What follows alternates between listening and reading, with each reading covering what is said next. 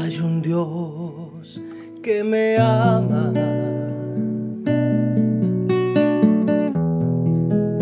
Hay un Dios que me salva. Hay un Dios que me bendice. Que en la cruz del Calvario su vida dio por mí.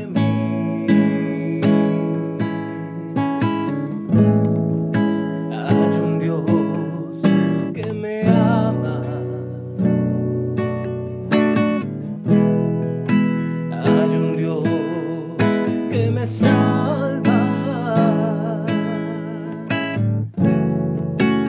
Hay un Dios que me bendice, que en la cruz del Calvario su vida dio por mí.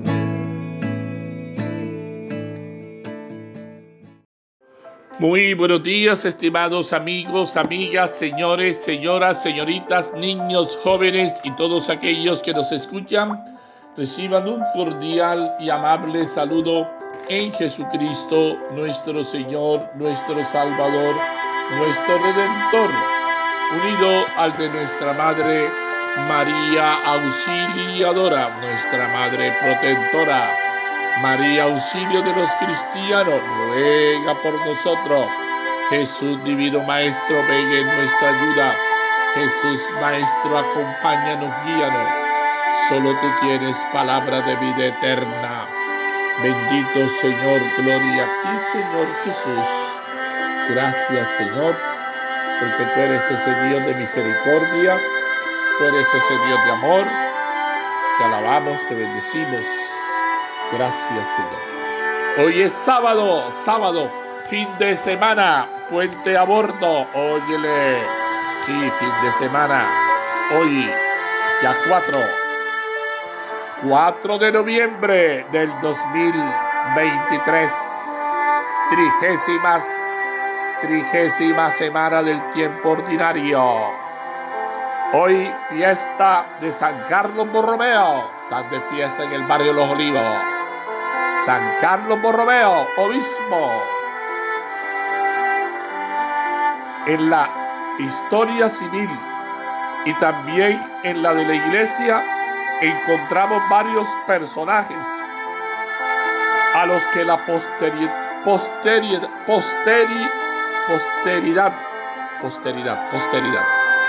no confundamos los términos, sí, posteridad, ha dedicado el título de grandes.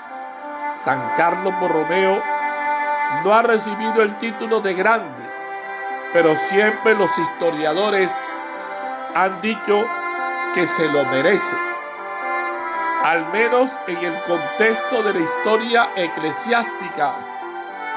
Es una de las figuras más eminentes del siglo XVI, cuya obra ha vencido la fuerza del olvido.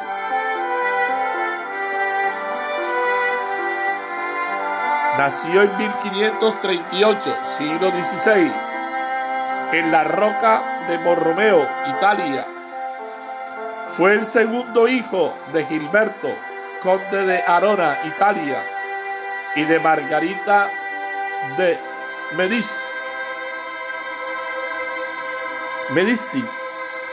Margarita de Médicis, hermana del Papa Pío IV. Recibió la tonsura a los 8 años. Realizó sus estudios en Milán y en Pavia, Italia, donde se destacó por ser un estudiante brillante. Cuando su tío fue elegido papa, lo llevó a Roma, donde ejerció diferentes cargos. Luego del Concilio de Trento, fue consagrado obispo de Milán. Vasta diócesis que el joven obispo recorrió en todos sus rincones. Se preocupó por la formación del clero y las condiciones de los fieles. Además fundó seminarios, construyó hospitales y hospicios. Usó la riqueza familiar a favor de los pobres e impuso orden dentro de las estructuras eclesiásticas. Qué bello ejemplo, ¿no? Y hay unos que andan buscando más plata para su bolsillo, más plata para su bolsillo. Ave María Purísima. Qué ejemplo es de San Carlos Borromeo. Se metió la mano al bolsillo y esas riquezas de su familia las puso a favor de los pobres. Eso es lo que tienen que hacer los obispos, estar buscando plata y plata para su propio bolsillo. También luchó por evitar las injerencias de los poderes locales en los asuntos de la iglesia, razón por la que fue blanco de un atentado fallido. Durante la peste, en 1576, asistió personalmente a los enfermos. Además, pidió limosnas y vendió su patrimonio para ayudar a los hospitales. Apoyó el nacimiento de institutos y fundaciones y se dedicó con todas sus fuerzas al ministerio episcopal. Guiado por su lema Humilitas, murió en el año 1584 en Milán. Fue canonizado por el Papa Paulo V en 1610. San Carlos Borromeo, obispo, un gran obispo entre otras cosas. Excelente obispo. Miren, qué ejemplo, qué enseñanza. Tomar sus riquezas de la familia para invertirla en favor de los pobres. Es un ejemplo, es una enseñanza. Y esto no lo hace cualquiera, porque muchos más bien lo que hacen es lo contrario. Más bien es seguir y buscar pecunia para su propio bolsillo. Sí, señor, sí, señor. Sí, señor. Andan buscando el billete y les gusta el billete. Sí.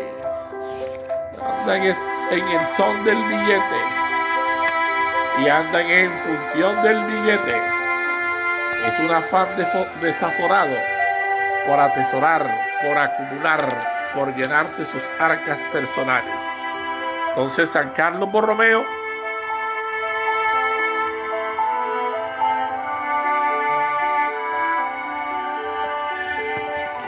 la ciclópica estatua de sus conciudadanos de Arona sobre el lago Mayor, Italia, le erigieron expresa muy bien la gran estatura humana y espiritual de este santo, antiguo bienhechor, comprometido en todos los campos del apostolado cristiano. Había nacido en Arona 1538, sobrino del Papa Pío IV. Fue cardenal diácono con el título de Santa Prácedes cuando solo tenía 21 años. El mismo Papa lo nombró secretario de Estado. Nunca, como en este caso, el nepotismo quedó plenamente justificado. Si este es un caso de nepotismo, pero bueno, funcionó. Aún permaneciendo en Roma para dirigir los asuntos propios de su cargo, fue el primer secretario de Estado en el sentido moderno. Tuvo el privilegio de poder administrar desde lejos la arquidiócesis de Milán. Cuando murió su hermano mayor, renunció definitivamente al título de conde y a la sucesión y prefirió ser ordenado a los 24 años de edad, sacerdote y obispo. 2 años después, muerto el Papa Pío IV, Carlos Borromeo dejó definitivamente Roma y fue recibido triunfalmente en su sede episcopal de Milán, en donde permaneció hasta la muerte, 1584, cuando tenía solo 46 años, totalmente joven. En una diócesis que reunía a los pueblos de los Lombardía, Venecia, Suiza, Piamonte y Liguria. San Carlos estaba presente en todas partes. Su escudo llevaba un lema de una sola palabra: humilitas, humildad. No era una simple curiosidad heráldica, era una elección precisa. El noble, riquísimo, se privaba de todo y vivía en contacto con el pueblo para escuchar las necesidades y las confidencias. Fue llamado padre de los pobres. Y hoy muchos obispos andan con los ricos, viven de paños y manteles con los ricos, y a los pobres los miran como gallina que mira sal. Y lo fue en el pleno sentido de la palabra. Empleó todos sus bienes en la construcción de hospitales, hospicios, casas de formación para el clero, comprometiéndose a llevar adelante las reformas sugeridas por el Concilio de Trento, del que fue uno de los principales actores. Animado por un sincero espíritu de reforma, impuso una rígida disciplina en el clero y en los religiosos, jamás preocupado por las hostilidades que se iban creando, en lo que no querían renunciar a ciertos privilegios que brindaba la vida eclesiástica y religiosa. Fue blanco de un vil atentado mientras rezaba en su capilla, pero salió ileso, perdonando generosamente al atentador. Llevó adelante la reforma del Concilio de Trento, indisponiéndose con el mismo gobernador español durante la terrible epidemia que estalló en 1576 y que duró mucho tiempo, extendiéndose a todos los rincones de su diócesis. San Carlos empleó todas sus energías y su caridad no conoció precauciones, pero su robusta fibra tuvo que ceder ante el peso de tanta fatiga. Murió el 3 de noviembre de 1584. Fue canonizado el 1 de noviembre de 1610 por el Papa Pablo V. Lectura de la carta del apóstol San Pablo a los romanos. Hermanos, ¿acaso habrá desechado Dios a su pueblo? De ningún modo, que también yo soy israelita, de la descendencia de Abraham, de la tribu de Benjamín. Dios no ha rechazado a su pueblo, al que había elegido de antemano. Digo pues, ¿acaso cometieron delito para caer? De ningún modo. Lo que ocurre es que por su caída la salvación ha pasado a los gentiles para darles celos a ellos. Pero si su caída ha significado una riqueza para el mundo y su pérdida una riqueza para los gentiles, ¿cuánto más significará su plenitud? Pues no quiero que ignoren, hermano, este misterio, para que no se engría el endurecimiento de una parte de Israel. Ha sucedido hasta que llegue a entrar la totalidad de los gentiles, y así todo Israel será salvo, como está escrito: llegará de Sión el libertador, alejará los crímenes de Jacob, y esta será la alianza que haré con ellos cuando perdone sus pecados. Según el Evangelio,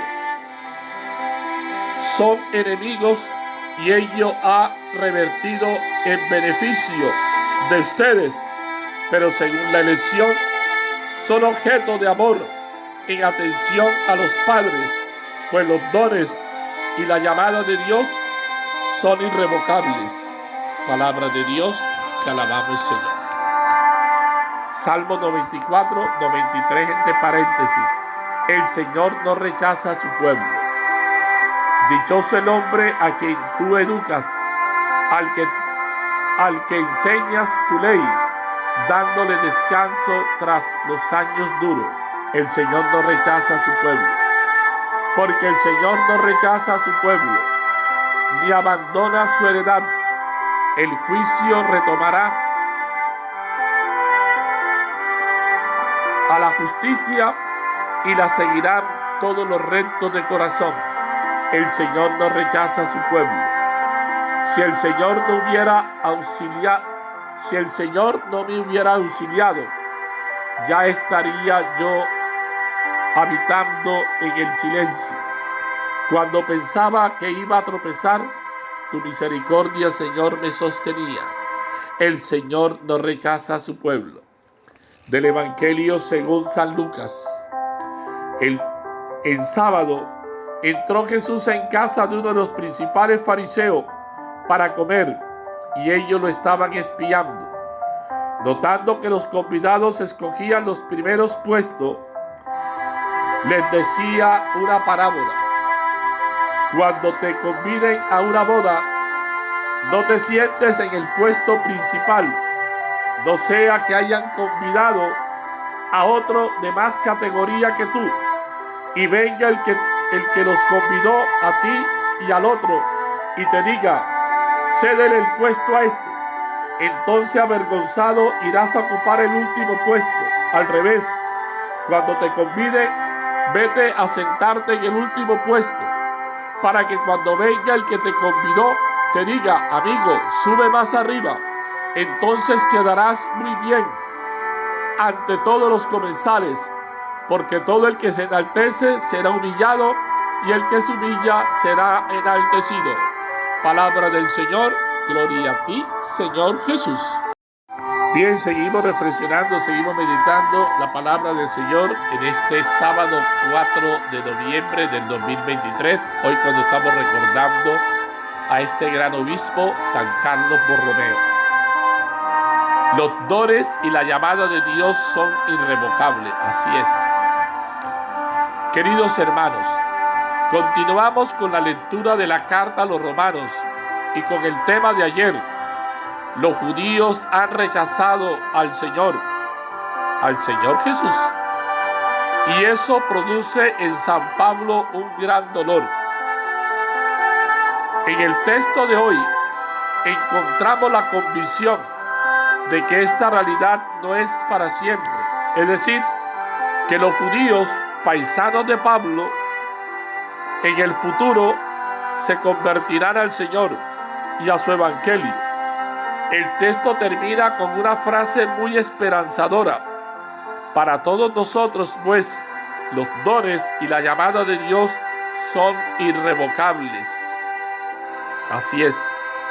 ¿Cuántos de nosotros hemos pensado que ya no tenemos más posibilidades delante de Dios, que ya Él no nos va a perdonar, o que peor aún, no nos está castigando? Esta actitud es totalmente contraria al querer de Dios. Claro que sí. Dios nunca nos cierra las puertas. Y al espíritu del evangelio. Con San Pablo siempre hemos de pensar que Dios nos ha llamado a la salvación y que su llamada es irrevocable. Eso no lo dude. Siempre está ahí para nuestro regreso o para seguir alentando nuestro caminar a la salvación. Esto que lo aplicamos para nosotros es también para los demás. Muchas veces nos encontramos en la vida con personas que van echando a la condenación eterna a su prójimo. Eso o aquel ya no tiene perdón de Dios, pobrecito, porque se va a ir al infierno, ¿no? Y eso piensan mucho, ¿no? Al infierno, ¿no? Ave María Purísima. Quieres así juzgue desdicen de la voluntad de Dios y mucho más de su vida cristiana, la palabra en este día nos hace una invitación muy esperanzadora para revivir en nosotros el llamado que nos ha hecho de ser sus hijos y por consiguiente herederos de la salvación eterna. Los boyacenses dicen se va para la paz y la mocha, y el Papa nos dice insistentemente que el Señor no se cansa de perdonar, está siempre dispuesto a perdonar. Amado Jesús, Señor Jesús, no permita jamás que nos separemos de ti, no Señor, nunca, o que olvidemos tus promesas, no, de ninguna manera. Y si algún día esto sucediera, permítenos recordar siempre tu amor, sí, recordar tu amor, y que somos herederos de la salvación que alcanzaste para nosotros en el madero de la cruz, sí Señor, así es. Te pedimos, Señor, que seamos auténticos pregoneros de tu misericordia, para que quienes dudan del perdón que tú les brindas, puedan experimentar con gozo la fuente inagotable de tu piedad y de tu amor. Aparta de nuestros corazones todo sentimiento de rencor, de envidia, de odio, de violencia, y haz que podamos ser como las gotas de miel que atraigamos a muchos hacia ti, y que experimentando siempre tu perdón, seamos testigos de tu amor y de tu misericordia. Sí, eso sí, que siempre estemos dispuestos a amar. No nos dejemos llevar por ningún espíritu de violencia, de odio. Qué triste cuando el interior de la vida de pareja te deja llevar por los impulsos, por la ira, por tus arrebatos, te dejas llevar e incluso piensas en venganza, piensas en hacerle daño. Es un contrasentido cuando tú quieres hacerle daño a alguien que tú dices amar. Es un contrasentido. Eso no tiene ni pie ni cabeza. Eso no tiene razón de ser. Pensemos. No nos dejemos llevar por los impulsos, por los arrebatos. No nos dejemos llevar por la ira. Que tu ira, que tu enojo no termine dominando tu vida. No te dejes arrastrar por los impulsos. No te dejes llevar. Por eso, hoy el Salmo nos está diciendo que el Señor no rechaza a los justos. El Señor no rechaza a su pueblo. Y es verdad, el Señor no rechaza a su pueblo. Y nosotros somos ese pueblo de Dios. ¿Cómo define Vaticano II a la Iglesia? Populus Dei. La Iglesia es el pueblo de Dios. Y ciertamente que la Iglesia es el pueblo de Dios. Y somos ese pueblo de Dios. Ese pueblo que peregrinamos, como decíamos ayer, hacia la Jerusalén celestial. Y el Señor nos decía, yo soy el camino, la verdad y la vida. Nadie va al Padre sino por mí. No hay otro camino. Y por eso hoy el Salmo llama dichoso. Y llama dichoso al hombre a quien tú educas, al que enseñas tu ley. Qué bueno que te dejes guiar por la palabra. Qué bueno que esta palabra permee tu vida. Que esta palabra te lleve a arrepentirte, a pedir perdón, a dejar atrás todo espíritu que no es del Señor, de ira, de violencia, de impulso, todo espíritu de maldad, dándole descanso tras los años duros, porque el Señor no rechaza a su pueblo de ninguna manera, y el Señor no rechaza a nadie. Y el Señor nos dice, vengan a mí los que están tristes y agobiados, que yo los aliviaré. Y aprendan de mí que soy manso y humilde de corazón. Es Él, la fuente, de la cual tenemos que aprender. De la abundancia del corazón hablarán tus labios, dice la palabra. Abre tu corazón y dile: Señor, necesito de ti. Limpia mi corazón. Ven en mi ayuda. Ven, Señor, que te necesito. Ven, Señor. Coloca palabras en mi boca. Ven, Espíritu Santo. Ilumíname, guíame. Dame sabiduría, dame discernimiento. Dame la capacidad de saber discernir, de saber tomar decisiones, de saber encarar la vida, de enfrentar las situaciones de la vida. No dejar que la vida me arrastre, me domine. No dejar que los problemas terminen dominando mi vida. Soy yo el que tengo que aprender a tomar decisiones. Soy yo el que tengo que aprender a manejar mis problemas, no los problemas que me manejen a mí. Bendito Señor. El juicio retomará a la justicia y la seguirán todos los rectos de corazón. Mira qué hermoso. La seguirán todos los rectos de corazón. Y tú y yo tenemos que ser esos rectos de corazón. Y el Señor siempre actúa donde hay armonía. Donde no hay armonía, no puede estar el Señor. Donde hay espíritu de división, de odio, de venganza, de violencia. Todas esas actitudes alejan la gracia de Dios. Todas esas actitudes. Si el Señor no me hubiera auxiliado, ya estaría yo habitando en el silencio. Pero el Señor es mi auxilio. El Señor es mi Salvador. Y todo lo puedo en aquel que me fortalece. Y el Señor es el que me fortalece. El Señor es el que me anima. El Señor es el que me impulsa a seguir adelante. Bendito y alabado seas por siempre, Señor. El honor y la gloria son siempre para ti. Hermano, no dejes de alabar, no dejes de bendecir y glorificar al Señor. Pon tu confianza en el Señor. Entrégale tus preocupaciones, tus angustias, tus miedos. Entrégale y dile: Señor, ven en mi ayuda. Toma control de mi cuerpo. Toma control de mi ser. Coloca palabras en mi boca.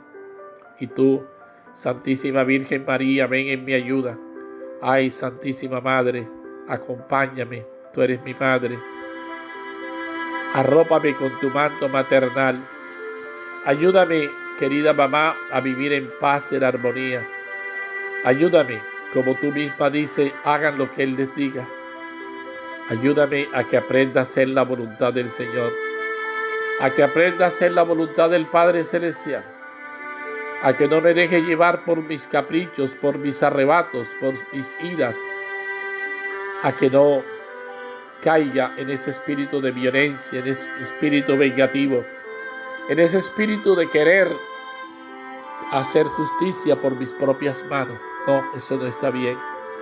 Eso no es propio de un auténtico cristiano. Eso no es propio de alguien que tiene temor de Dios, de alguien que tiene al Señor en su corazón. Bendito, alabado seas por siempre. Cuando pensaba que iba a tropezar, tu misericordia, Señor, me sostenía. Qué hermoso. Y es el Señor que nos sostiene. Es el Señor en el cual nos podemos apoyar. Él es nuestro refugio, nuestra roca. Él es el que nos brinda la seguridad. Él es el que nos brinda la protección necesaria.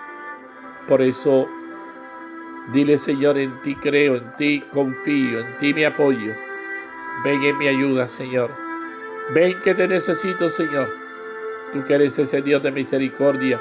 Tú que eres ese Dios de amor. Tú que eres ese Dios de paz. Ese Dios que está siempre con nosotros. Gracias, Señor. Hoy es el segundo día de novena. Ayer empezó la novena a Jesús Maestro. Jesús, el Divino Maestro. Ese Maestro nuestro. Ese Maestro que debe acompañar nuestra vida. Ese Maestro que es el que nos guía. Que es el que dio la vida por nosotros. Por eso, déjate guiar por el Señor. Déjate conducir por Él. Escúchalo. La fe proviene por el oído. Auditus fides. Abre tu corazón. Dile, Señor, aquí estoy. Aquí estoy para hacer tu voluntad. Te alabo y te bendigo, te glorifico, porque eres ese Dios con nosotros. Ese Dios que está allí, brindándonos siempre lo mejor. Pablo, miremos cómo Pablo, si rechazo a los judíos, es reconciliación del mundo, que no será una reintegración, sino volveré desde la muerte a la vida. Miremos cómo Pablo dice que Dios no nos ha rechazado. Y qué bueno que nosotros tengamos esa certeza. A veces creemos que Dios nos rechaza, o aún peor, creemos que Dios nos castiga. Creemos que Dios nos está pasando factura. Creemos que Dios se olvidó de nosotros. No, eso no es así. Todo lo contrario. Lo que ocurre es que por su caída, la salvación ha pasado a los gentiles para darle celo a ellos. Pero su caída ha significado una riqueza para el mundo y su pérdida una riqueza para los gentiles. ¿Cuándo más significará su plenitud?